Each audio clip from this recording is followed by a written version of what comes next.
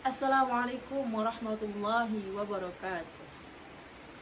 Innal hamdalillah nahmaduhu wa nasta'inuhu wa nastaghfiruh wa na'udzu billahi min sururi anfusina wa min sayyiati a'malina. May yahdihillahu fala mudhillalah wa may yudlilhu fala hadiyalah.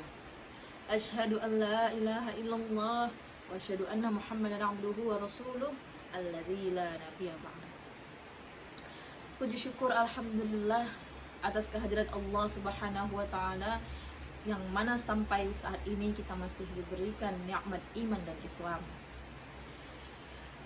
Salawat serta salam kita haturkan kepada Nabi Muhammad SAW yang telah memperjuangkan perubahan terhadap tatanan kehidupan umat manusia dari zaman jahiliyah menuju zaman naungan Islam yang rahmatan lil alamin, serta membawa kehidupan yang penuh dengan kezaliman kepada kehidupan yang berkeadilan.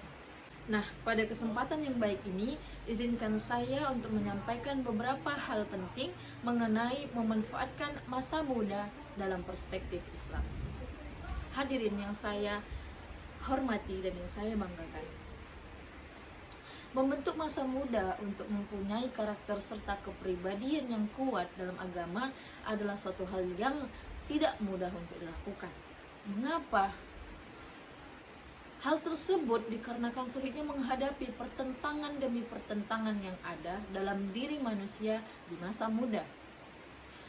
Potensi untuk melakukan hal-hal baik dan buruk saling berbenturan dan saling berupaya untuk mendominasi satu dengan yang lainnya. Hal ini tergantung bagaimana upaya kita untuk senantiasa menguatkan potensi kebaikan sehingga mampu mengalahkan potensi keburukan dalam diri kita. Jika kita sering kalah dalam upaya menguatkan potensi kebaikan dalam diri kita, maka potensi keburukan akan mendominasi kepribadian kita.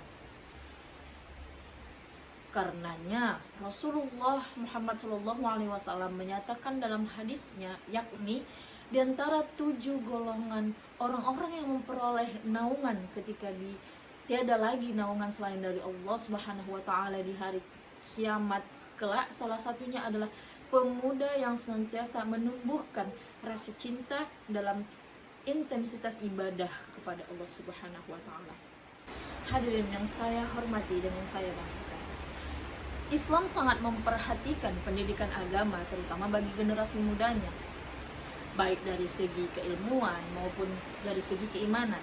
Yang pertama, dari segi keimanan, Allah menggambarkan sebuah contoh yang indah dalam kitab suci Al-Quran melalui kisah dan perjuangan mempertahankan iman yang dilakukan oleh para pemuda Ashabul Kahfi, yang mana mereka tetap gigih dalam mempertahankan keimanan yang mereka miliki di tengah-tengah pemerintahan serta kehidupan warga masyarakat yang tengah dilanda kerusakan iman, akhlak dan moral. Keteguhan mereka dalam mempertahankan iman yang mereka miliki amatlah luar biasa, teman-teman. Sehingga Allah Subhanahu wa taala memuji mereka dalam firman-Nya. A'udzu billahi minasy syaithanir rajim. Bismillahirrahmanirrahim. إذ أوى الفتية إلى الكهف فقالوا ربنا آتنا من لدنك رحمة وهيئ لنا من أمرنا رشدا. Apa kata Allah? Kata Allah, ingatlah ketika para pemuda mencari tempat perlindungan ke dalam gua, lalu mereka berdoa, wahai Tuhan kami, berilah rahmat kepada kami dari sisimu dan sempurnakanlah bagi kami petunjuk yang lurus dalam urusan kami. Quran Surah Al-Kahfi ayat 10. Hadirin yang saya hormati serta yang saya banggakan, banyak di antara kaum muda saat ini yang memiliki taraf pendidikan tinggi, akan tetapi justru malah menjadi beban orang-orang di sekitarnya. Keseharian mereka hanyalah sibuk untuk mencari pekerjaan tanpa adanya niatan untuk membangun kemandirian finansial. Mengapa demikian? Nah, hal tersebut disebabkan karena minimnya keterampilan yang mereka miliki. Mereka hanya mengandalkan lembaran-lembaran ijazah tanpa makna yang telah mereka raih dengan susah payah selama belajar di perguruan tinggi. Tak jarang pula di antara pemuda yang memiliki keterampilan yang baik namun tidak diimbangi dengan akhlak yang baik pula. Padahal dalam Islam, akhlak adalah suatu hal penting yang melengkapi seluruh aspek potensi yang ada dalam pribadi manusia. Sehingga Rasulullah SAW menegaskan dalam sabda beliau tentang tugas beliau diutus menjadi Rasul, yang bunyinya innama bu'ithtu liutammima makarimul akhlak. Apa kata Nabi? Sesungguhnya aku diutus untuk menyempurnakan akhlak yang mulia. Hadirin yang saya hormati serta yang saya banggakan, akhlak yang baik akan mampu membawa seseorang menuju keberhasilan dalam hidup.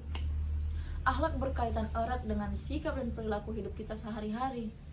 Akhlak yang baik akan menstimulasi tingkah laku serta perbuatan yang baik pula. Sebaliknya, akhlak yang buruk akan berimplikasi pada segala tindak tanduk serta perilaku yang buruk pula. Kesuksesan yang ada pada seseorang seringkali disebabkan oleh sikap yang dinyatakan baik secara perbuatan atau dengan lisan terhadap sesuatu yang sedang ia hadapi. Nah, dalam penyelesaian masalah juga sangat bergantung pada bagaimana seseorang mampu menyikapi suatu masalah tersebut dengan cara yang tepat. Kaitannya dengan akhlak dalam perspektif agama Islam adalah sikap dalam menghadapi segala sesuatu berada pada cakupan ruang lingkup di dalamnya. Dengan kata lain adalah sikap yang tepat dalam menghadapi berbagai masalah adalah buah dari akhlak yang baik, sebagaimana yang dicontohkan oleh Nabi Muhammad SAW. Karenanya tidak jarang kita menemukan orang-orang yang berakhlakul karimah selalu diikuti oleh keberkahan serta kesuksesan dalam hidupnya. Nah, mungkin ini aja yang dapat saya sampaikan. Demikian yang dapat saya sampaikan. Jika terdapat kesalahan dalam bertutur kata, saya mohon maaf. Dan saya mohon ampun kepada Allah. Semoga bermanfaat. Billahi fisabilil haq fastabiqul khairat. Wassalamualaikum warahmatullahi wabarakatuh.